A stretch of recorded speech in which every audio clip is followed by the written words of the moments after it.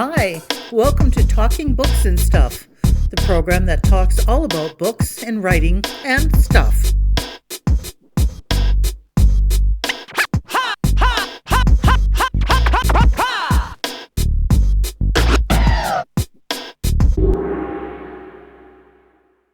Here's your host, Dennis Rimmer.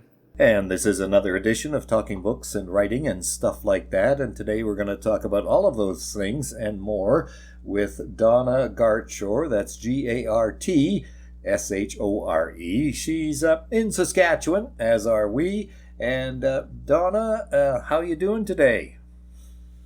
I'm doing just fine. It's been a great day. I had the day off from my daytime job and got some errands done and a little bit of writing done, and mostly trying to catch up on my very oversized TBR pile. Okay, well, we won't tell everybody where you work, but that's probably an EDO you had today, right?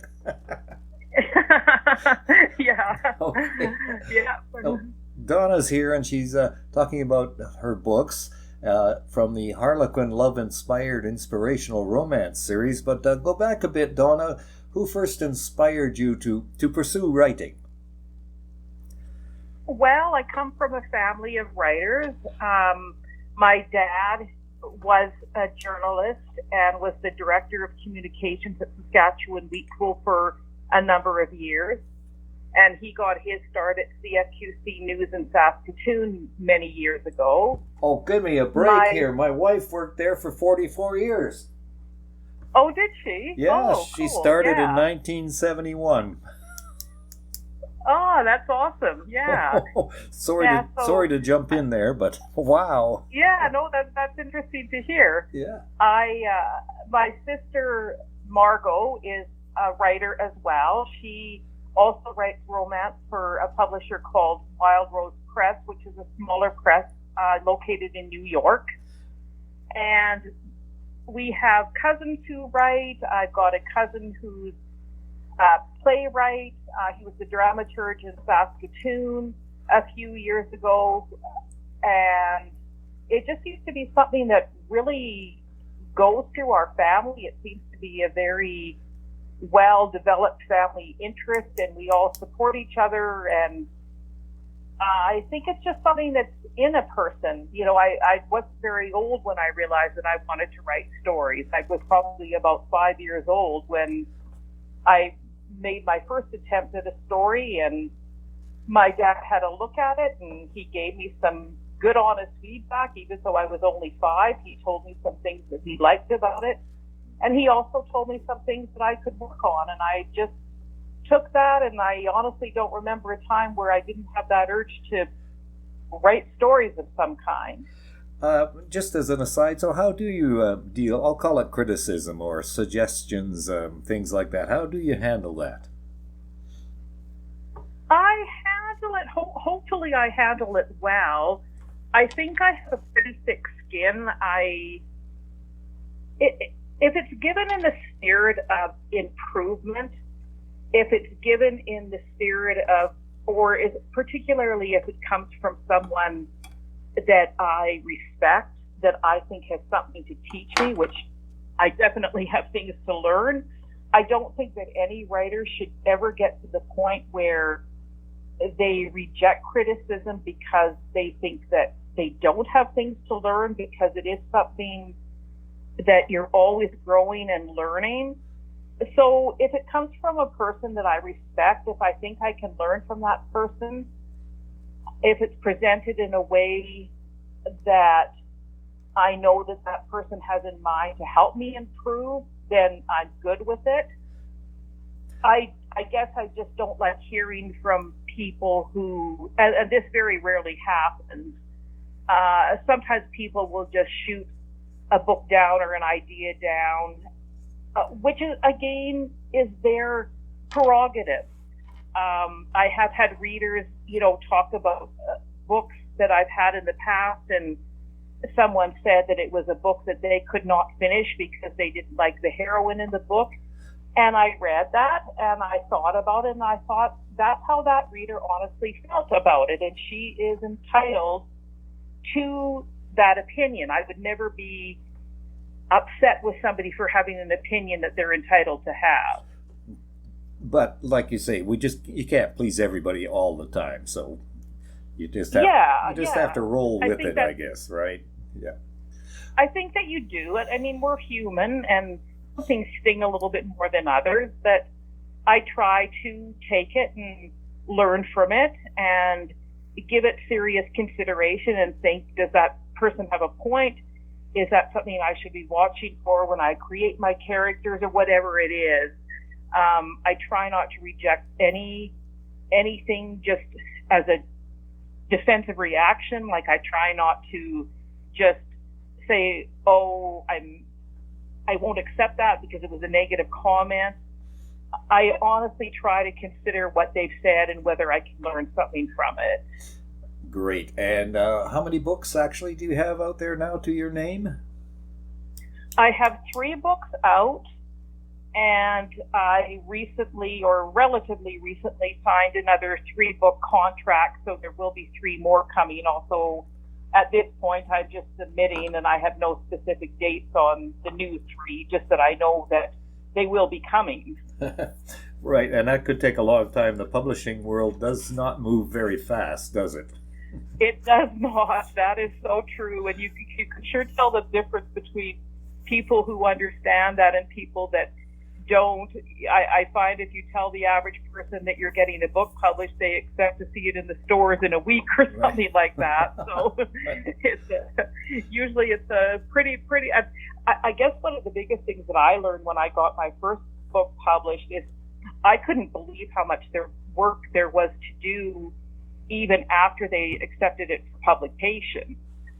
It definitely was a slower, longer, slower process than I expected, and lots of back and forth between myself and the publisher and through the rounds of edits and things like that. So that was a real learning curve for me. Now I've gotten a little bit more used to that.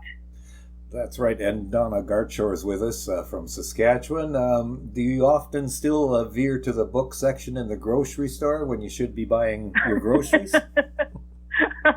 Yeah. Yes, I do. I think it's too boring to go to a grocery store that doesn't at least have a magazine rack. At least, right. Yeah. The book I have in front of me is Finding Her Voice. What's that one about, and what inspired that tale for you? Well, what inspired it is the character of Bridget is a minor character in my second book, Instant Father, and my editor had said, I'd like to hear more about Bridget sometime. So that kind of got me thinking about what I could do with a character like Bridget. And then, as in all my books, I think about issues of the day. I try to think about things that might impact people or that people might be able to relate to. In this particular case, the heroine has come out of a very emotionally and somewhat physically abusive relationship. And the hero has a young daughter, a 7-year-old daughter, who's been traumatized. I guess I maybe shouldn't give too many spoilers. Hopefully people will, want to pick it up and read it. So beyond the romance, I mean, everyone kind of knows how romance in a book works. There's no surprise when the people end up together. So just to keep my reader's interest and keep my own interest when I'm writing it, I like to create emotions and problems, not necessarily just the problem of the romance between the two of them, but giving the characters very real things to deal with, and not easy things and not easy answers. And one thing I'm adamant about, even in inspirational fiction, is that God, whatever you believe that to be, or if you believe that at all, it's not magic. I am very careful not to give my characters miraculous solutions or just have everything turn out really great, because of their beliefs or anything like that, because I don't believe that myself, and I think that's a very false impression. Mm-hmm. So even so the romance will come together at the end, and things will kind of wrap up to a happy ending, because that's what romance writing is all about. Well, sure. But I want readers to feel like these characters have struggled, and maybe in a sense will continue to struggle with some of the things that they've had to deal with. And I'm looking at the book right now, and I can't help but comment on the golden retriever on the cover. Yes. Well, that's in my dedication I say that is to the real Sophie. So that's a family dog, and she's the real Sophie's getting to be an older girl now, but right.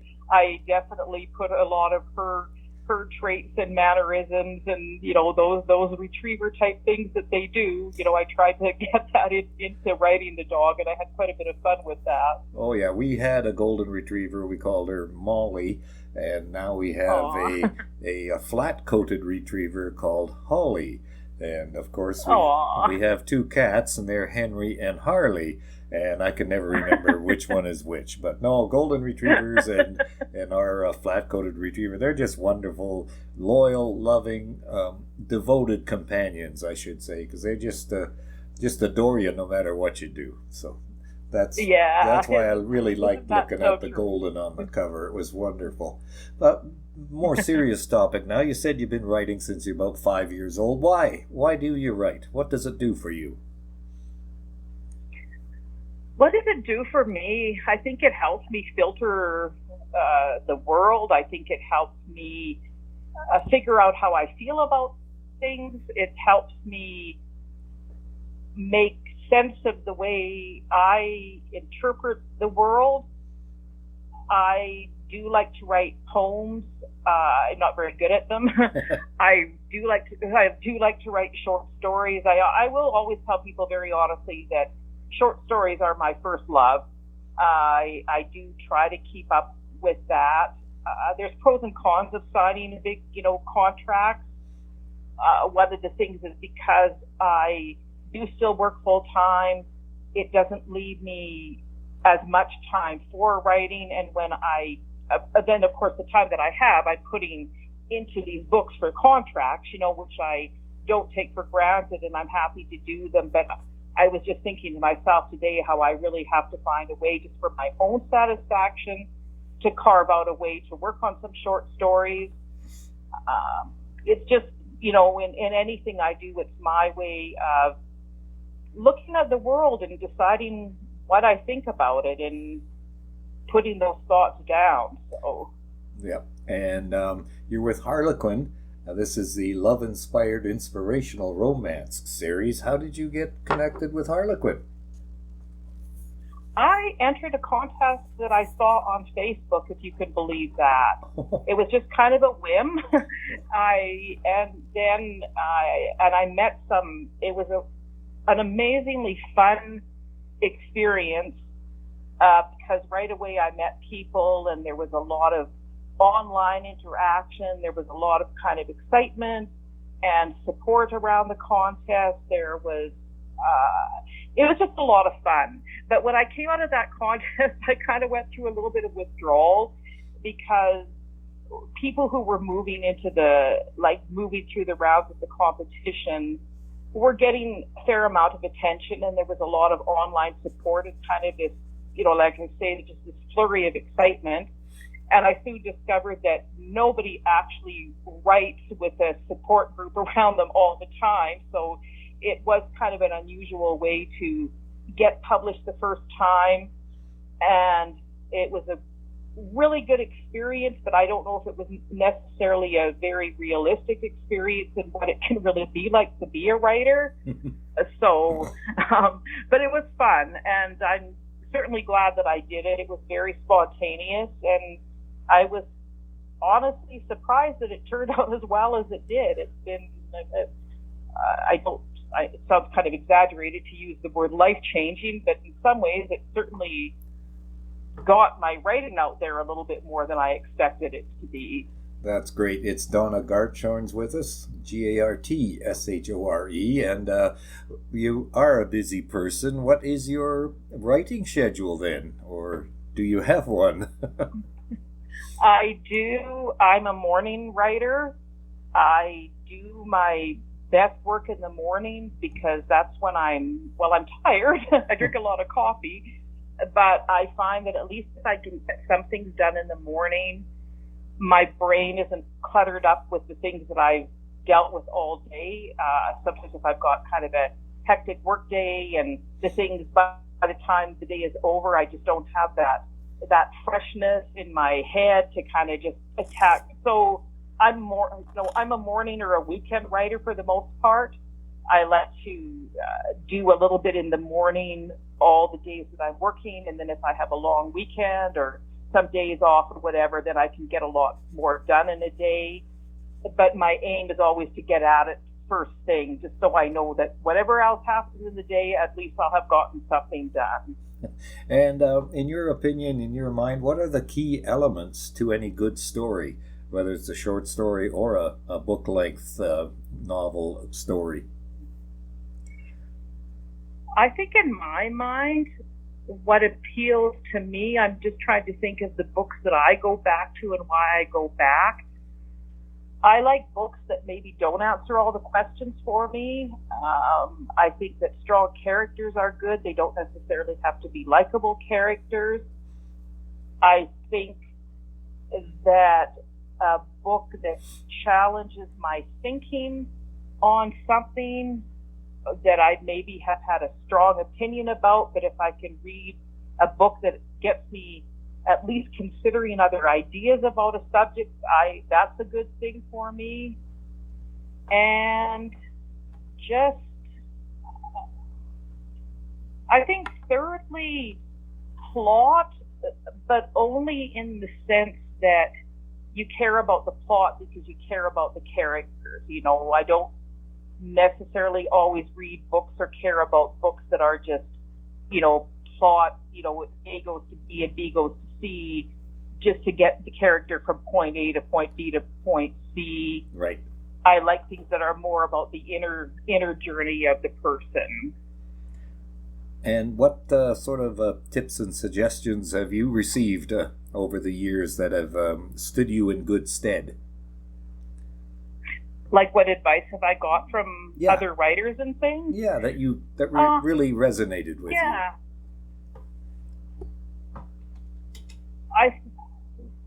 Things that have really resonated with me is not to hold back, to be sure of the message that I want to put across, to dig deep, not to keep kind of a barrier up, not to be afraid to let my characters be a little bit, messy, imperfect. It depends too on what you're writing. I mean, there's no doubt that there are guidelines to follow in the love-inspired line. I certainly, maybe would write a short story a little bit differently, or maybe dig at things a little bit deeper in certain kinds of writing. And I think that also things, just things that sound so common, but it's so true.